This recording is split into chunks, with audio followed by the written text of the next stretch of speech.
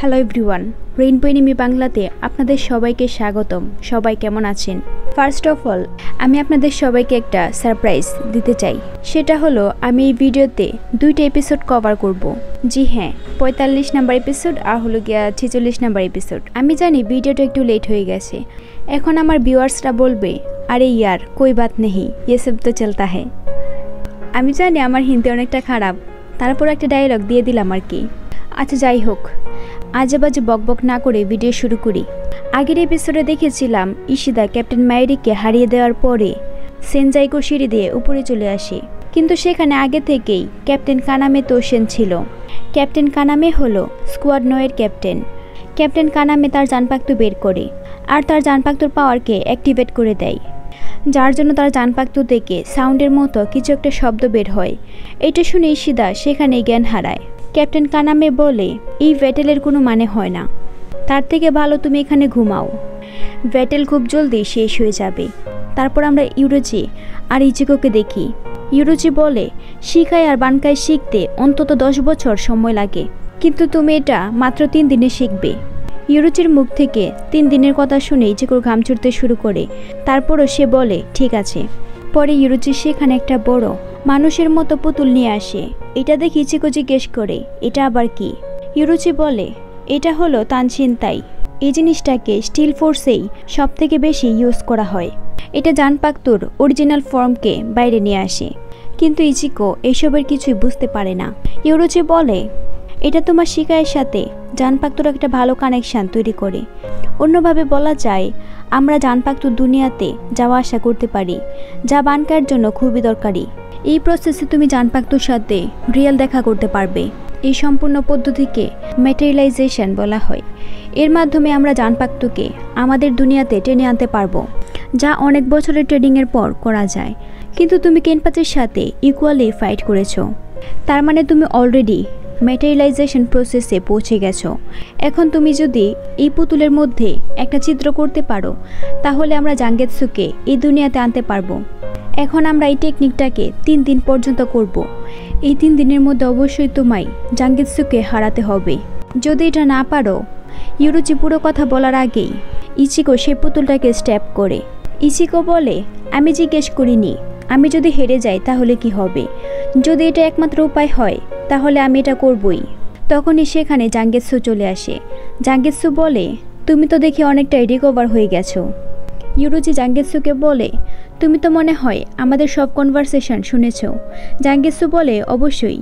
ইউরোচি বলে, তাহলে আমি সব কিছু তোমার ওপর ছেড়ে দিচ্ছি। পরে জাঙ্গেৎসু তার পাওয়ার দিয়ে সেখানে অনেকগুলো জানপাক্তু নিয়ে আসে। তারপর জাঙ্গেৎসু বলে, এই সবগুলোর মধ্যে একটা অরিজিনাল আমি আছি, একমাত্র সেটা দিয়ে তুমি আমাকে হারাতে পারবে।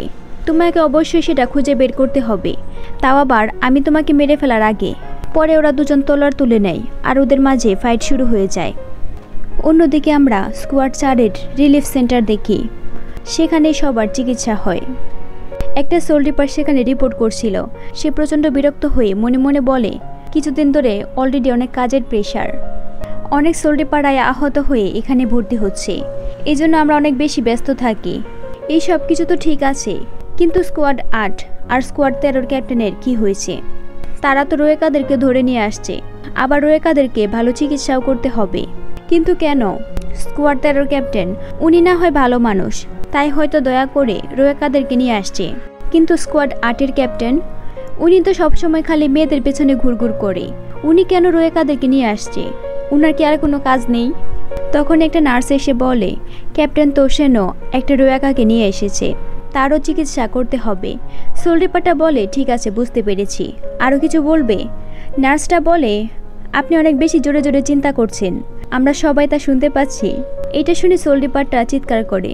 পরে সে আবারও ক্যাপ্টেনদের ব্যাপারে ভালো ভালো চিন্তা করতে শুরু করে। তারপর আমরা হানাতারুকে দেখি। হানাতারুকে ক্যাপ্টেন উনাহানার কাছে নিয়ে আসা হয়েছিল, কারণ হানাতারু তার স্কোয়াডের একজন মেম্বার। ক্যাপ্টেন উনাহানা সব ড্যামেজের দোষ রোয়েকাদের উপর ছেড়ে দেয়। পরে তাকে আবারও তার পজিশনে ফিরিয়ে দেওয়া হয়। তবে তিনি যে হানাতারুকে একবারে মাফ করে দিয়েছেন, বিষয়টা এমন না। এখানে আমরা হানাতারুর পরিচয়ও জানতে পারি, মানে হানাতারু কোন পজিশনে আছে সেটা জানতে পারি। হানাতারু 14 অ্যাডভান্স রিলিফ টিমের লিডার। আবার সে স্কোয়াড 4-এ 7 নাম্বার সিটে আছে। পরে হানাতারু সেখান থেকে চলে যাচ্ছিল। হানাতারু রুকিয়ার সেলের দিকে তাকিয়ে তার ক্যাপ্টেনকে বলে, ক্যাপ্টেন, আমি কি সত্যি ভুল করে ফেলেছি? আমি মনে হয় রুকিয়ার বিপদকে আরও বাড়িয়ে দিয়েছি। ক্যাপ্টেন বলে, চিন্তা করো না, সব কিছু ঠিক হয়ে যাবে। পরের সিনে আমরা রেঞ্জিকে দেখি।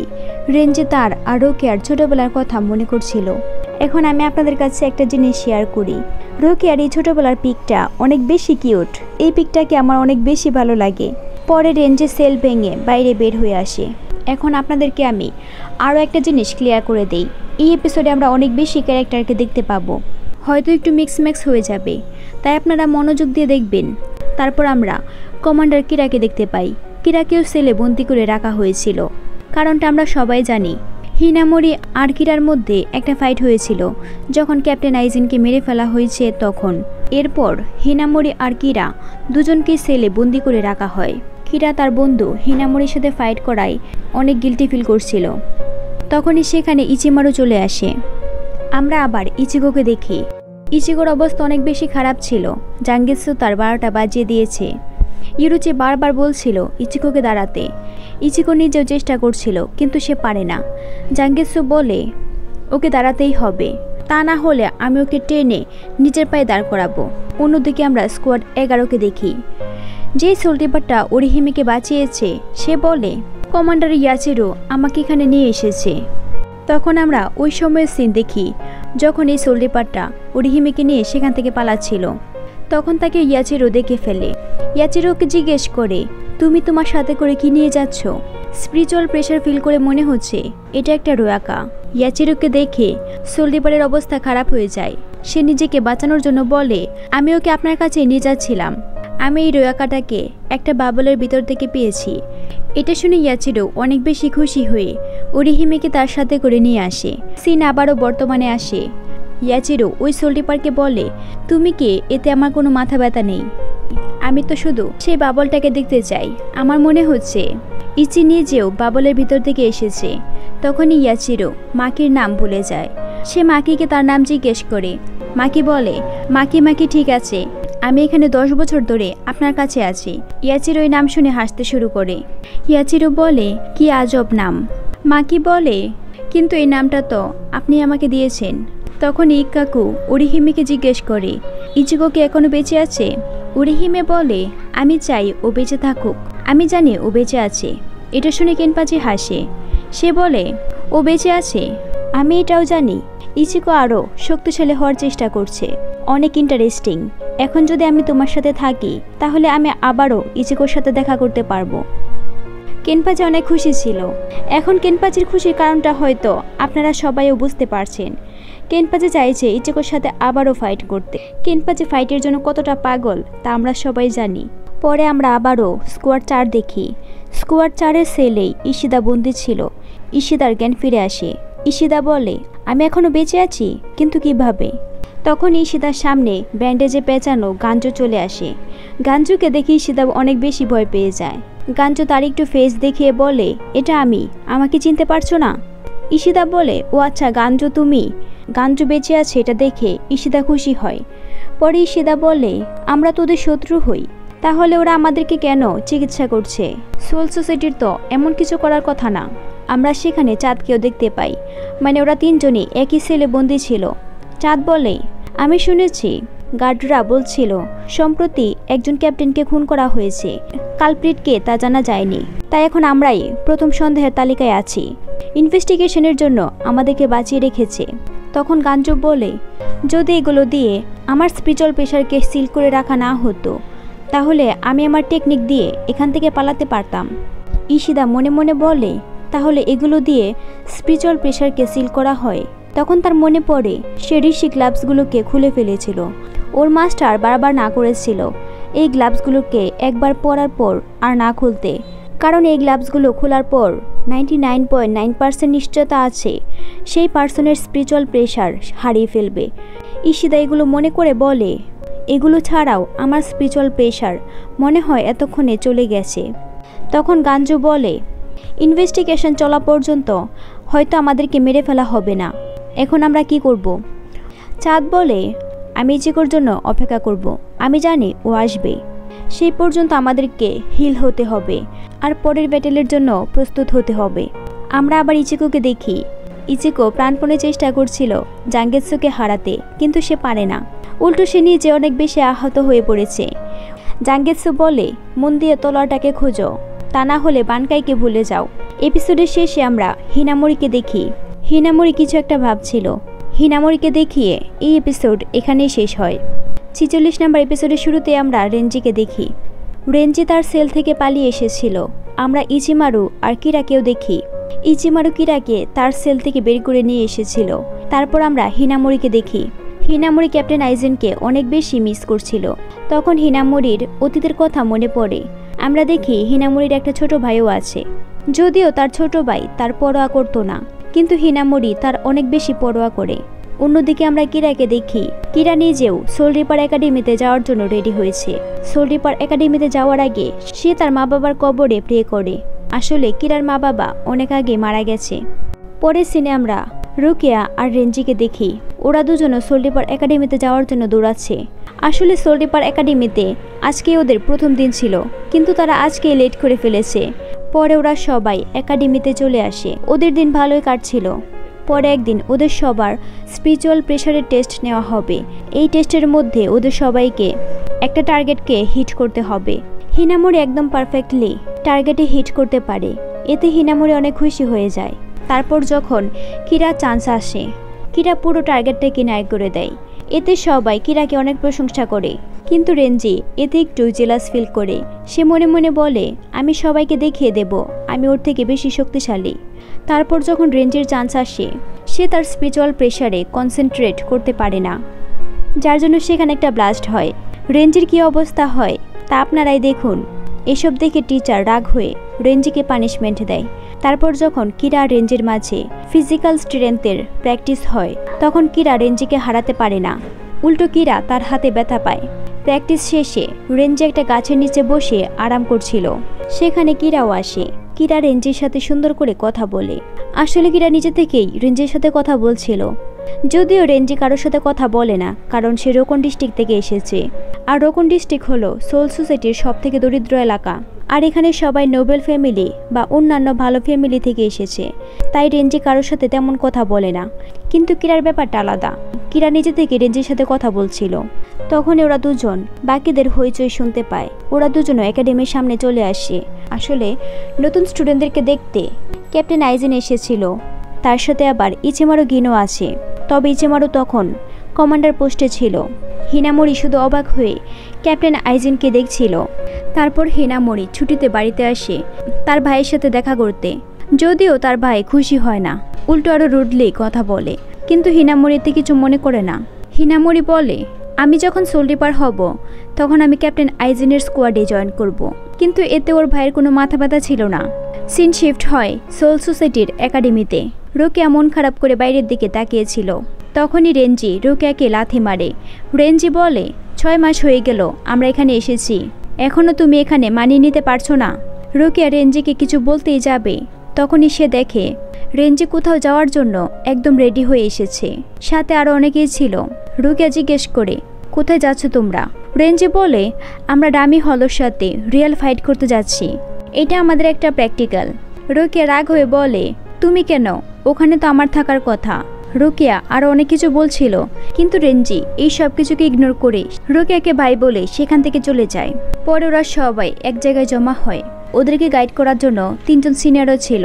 ওদের মধ্যে যে মেয়েটা আছে তার নাম হচ্ছে কানিসাওয়া, আর লম্বা ছেলেটার নাম হচ্ছে আওগা, আর সেখানে সবথেকে বেশি হ্যান্ডসাম ছেলেটার নাম হচ্ছে হিসাগি। সিনিয়ররা বাকিদের সাথে পরিচিত হয়। ওদেরকে দেখে রেঞ্জি কিরাকে জিজ্ঞেস করে, সিনিয়ররা কি এতটাই ফেমাস? কিরা বলে, হ্যাঁ, তবে সবাই না। ওদের মাঝে যে সবথেকে বেশি হ্যান্ডসাম তার নাম হচ্ছে সুহাই হিসাগি। তিনি সবথেকে বেশি ফেমাস। হিসাগি প্রথম যে কিনা গ্র্যাজুয়েট শেষ না করেই কোস্টগার্ডের দায়িত্ব পালন করছে, যা অনেক বছরেও হয়নি। পরে কিরা একটু ভাব নিয়ে বলে, আরও একটা টুইস্ট আছে। হিসাগি 2 বার একাডেমি এন্ট্রেন্স এক্সাম ফেল করেছে। এখন আমি যদি আমার র্যাঙ্ক বাড়াতে পারি তাহলে হিসাগিকে সহজেই পেছনে ফেলতে পারবো। রেঞ্জি শুধু এসবে শুনছিল, সে আর কিছু বলে না। তখনই সিনিয়র মেয়েটা ওদের সবাইকে 3 জন করে একটা গ্রুপ বানাতে বলে। পরে রেঞ্জি, কিরা, হিনামুরি তিনজনে একটা গ্রুপ বানায়। সিনিয়ররা ওদের সবাইকে তাদের কাজ বুঝিয়ে দেয়। তারপর ওরা তিনজন ডামি হলদের সাথে ফাইট করে। ওদের জন্য এটা অনেক বেশি সহজ ছিল। রেঞ্জি এইসব হলের সাথে ফাইট করে স্যাটিসফাইড হয় না, সে চায় রিয়েল হলের সাথে ফাইট করতে। এটা শুনে হিনামুরি রেঞ্জিকে খোঁজা মারে। তারপর ওরা সেখান থেকে চলে যাচ্ছিল, কিন্তু হিনামুরির কাছে একটু স্ট্রেঞ্জ ফিল হয়। তার মনে হচ্ছিল এখানে কোনো একটা সমস্যা আছে, কিন্তু সে কিছুই দেখতে পায় না। এই জন্যই তারা সেখান থেকে চলে যায়। আসলে সেখানে কিছু একটা ছিল, সেই জিনিসটা অদৃশ্য হয়ে আছে। তারপর বাকি সবাইকে দেখি ওরা সবাই মিটিং করছিল, কারণ হিসাগি একটা গ্রুপের সাথে কন্ট্রাক্ট করতে পারছে না। আমরা দেখি সেই গ্রুপের সবাই মারা গেছে। তখনই সেখানে অনেক বড় একটা হলো চলে আসে। এটা দেখে সবাই অনেক বেশি ভয় পেয়ে যায়। হলোটা আবার কানিসাওয়ার উপর অ্যাটাক করে দেয়, যার জন্য কানিসাওয়া মারা যায়। এটা দেখে আওয়াগা অনেক রেগে যায়। সে রাগ হয়ে হলোর উপর অ্যাটাক করতে আসে, কিন্তু হলোটা তাকেও মেরে ফেলে। হিসাগি আর কোনো উপায় না পেয়ে বাকি সবাইকে পালাতে বলে। বাকি সবাই সেখান থেকে পালিয়ে যাচ্ছিল। হিসাগি সোল সোসাইটিতে যোগাযোগ করার চেষ্টা করে। তখনই হলোটা তার মুখ থেকে এনার্জি বল বানাতে শুরু করে। এটা দেখে হিসাগি ভয় পেয়ে যায়। ভয় পাওয়াটাই স্বাভাবিক, কারণ হিসাগির র্যাঙ্ক অনেক বেশি কম, সে অত বেশি শক্তিশালী না। এই হলোকে হিসাগি হারাতে পারবে এর কোনো সম্ভাবনা নেই। তারপরও হিসাগি তার অ্যাটাক থেকে বেঁচে যায়। অন্যদিকে বাকিরা সেখান থেকে পালিয়ে যাচ্ছিল, কিন্তু হিনামুরি যায় না। সে বুঝতে পারছে না সবাই কেন পালিয়ে যাচ্ছে। ওদের কাজই তো এটা, হলদেরকে মারা। রেঞ্জি আর কিরা হিনামুরিকে চলে আসতে বলে, কিন্তু হিনামুরি রাজি হয় না। এদিকে হিসাগির অবস্থা অনেক বেশি খারাপ হয়ে গেছে। তারপরও সে হলোর সাথে ফাইট করছিল। একসময় হলোটা একটা পাওয়ারফুল অ্যাটাক করতে নেয়, কিন্তু এবার ওরা তিনজনে এসে তার অ্যাটাকটাকে ব্লক করে দেয়। তারপর ওরা তিনজন তাদের স্পিরিচুয়াল প্রেশারকে একসাথে করে একটা কিডো ইউজ করে। এতে হলোর মনোযোগ নষ্ট হয়। এই সুযোগ ওরা সবাই সেখান থেকে পালাতে শুরু করে, বাট কোনো লাভ হয় না। ওদের সামনে অনেকগুলো হলো চলে আসে। এটা দেখে ওরা সবাই অনেক বেশি ভয় পেয়ে যায়। ওরা ভালো করেই জানে ওরা এই হলদেরকে হারাতে পারবে না। যখন ওরা বাঁচার কোনো রাস্তা খুঁজে পাচ্ছিল না, তখনই আশার আলো হয়ে ক্যাপ্টেন আইজিন আর ইচিমারু গিন সেখানে চলে আসে। লেট করে আসার জন্য ক্যাপ্টেন আইজিন ওদের সবার কাছে মাফ চায়।